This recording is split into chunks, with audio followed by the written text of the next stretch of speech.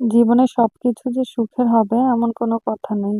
চলতে চলতে হঠাৎ করেই দুর্ঘটনার শিকার হয়, এই কারণে একটু সাবধানে থাকা উচিত। হ্যালো এভরিওয়ান, আসসালামু আলাইকুম।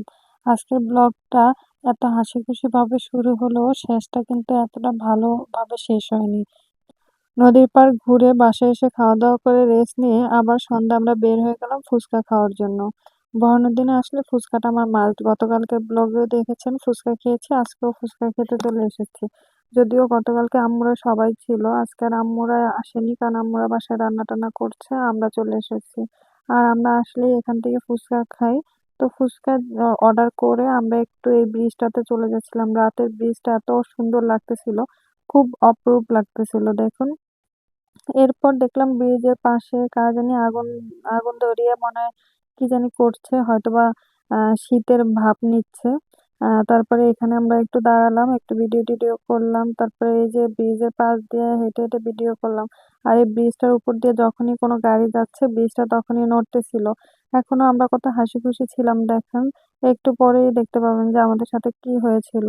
তো এখানে একটা কুকুর ডাকতেছিল আর আমরা কুকুরের ভয়ে তাড়াহুড়া করে এভাবে হাঁটতেছিলাম। আমাদের ফুচকা অলরেডি দিয়ে দিছে, সেজন্য আমরা তাড়াহুড়া করতেছিলাম। তো ফুচকা খেতে খেতে নানুকে ফোন করছিলাম, নানুকে বলছিলাম যে আমাদের সাথে চলো। তো নানু বলতেছিল যে না, নানু যাবে না, নানা ভাইয়ের শরীর খারাপ। তো আমরা এখানে ফুচকা খাওয়ার পরে আমরা সরাসরি চলে যাচ্ছিলাম নানা ভাইদের বাসাতে, নানা ভাইকে দেখার জন্য। তো এই যে দেখুন মোটামুটি রাত হয়ে গেছে, সব দোকান টোকান সব বন্ধ। এই যে নানু ও আমাদের জন্য দাঁড়িয়ে ছিল, তারপরে আমাদেরকে বিদায় করে দিয়ে নানু বাসার দিকে যাচ্ছে, সেই ভিডিওটাই করলাম। যেহেতু নানা ভাই একা, তো আমি বাসার দিকে পাঠিয়ে দিয়েছিলাম। আর এই যে এখন আমরা বাসার দিকে যাচ্ছিলাম, যদিও আমরা কালকে এখান থেকে চলে যাব, তাই বাসার দিকে যাচ্ছিলাম, কিন্তু ঠিক এমন মুহূর্তেই একটা অঘটন আমাদের সাথে ঘটে যায়। তো বাসায় এসে নেমে ওদের বাসার কাছে একটা রেস্টুরেন্ট ছিল, বা ওরা সবাই বলল যে ওইখানে যাওয়ার জন্য। তো অনিচ্ছা থাকা সত্ত্বেও আমরা ওইখানে গেলাম, বললাম যে যাই একটু ঘুরি, ভিডিও করে আসি, আর কোনো খাবার ভালো লাগলে খাবো। তো এখানে আসলাম, আসার পরে এখানের রেস্টুরেন্টটা দেখে ভালোই লাগলো যে একটু ডিফারেন্ট কিছু চিন্তা করেছে। আর তারা দেখলাম নিজেরা গান গাচ্ছে, এই বিষয়টাও আমার কাছে ইউনিক লেগেছে। গ্রামের রেস্টুরেন্ট হিসাবে আর রেস্টুরেন্টটা খুব সুন্দর করে সাজানো ছিল। তো এখানে আসার পরে একটু ঘুরে ঘুরে দেখছিলাম আমরা সবাই মিলে। আর ইয়াসরা দোলনা দেখে একদমই পাগল, সে দোলনা খাচ্ছিল। আগে ভাবলাম যে আগে একটু ছবি টবি তুলি, দেন কিছু অর্ডার করি, খেয়ে আমরা চলে যাব। এখানে ঘুরে ঘুরে আমরা ছবি তুলছিলাম, সবাই মিলে ছবি তুলছিল। আর একটু পরে অপ্সরাকে ডাকলাম যে অপ্সরা আমাদের একটা ভিডিও করে দাও।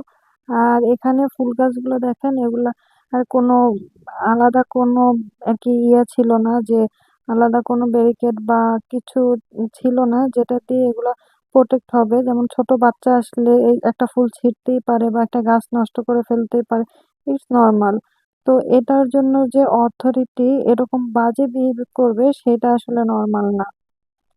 আসলে আমার বোন আমাদের ভিডিও করতে গিয়ে, এই যে ভিডিওটা করতে গিয়ে একটু পিছনে যাওয়ার সাথে সাথে তাদের একটা গাছ ভেঙে যায়।